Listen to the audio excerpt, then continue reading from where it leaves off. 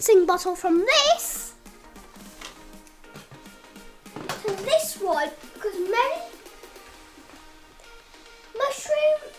Merryhill mushrooms told us that we shouldn't be squirting because there was too many puddles that were stopping the mycelium from growing, and instead spraying would be better. That's why we got these. So I'm going to start spritzing.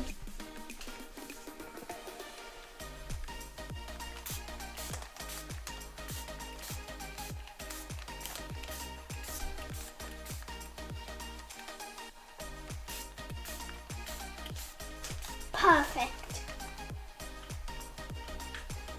I'll see you soon. Ethan signing out.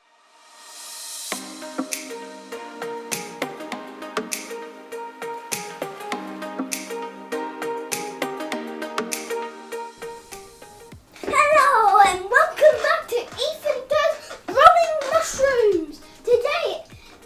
Today it's day 8, part 2, spritzing mushrooms. Let's take a peek in. Whew. You can see lots and lots and lots of mycelium, can't you? Okay, I'll start spritzing.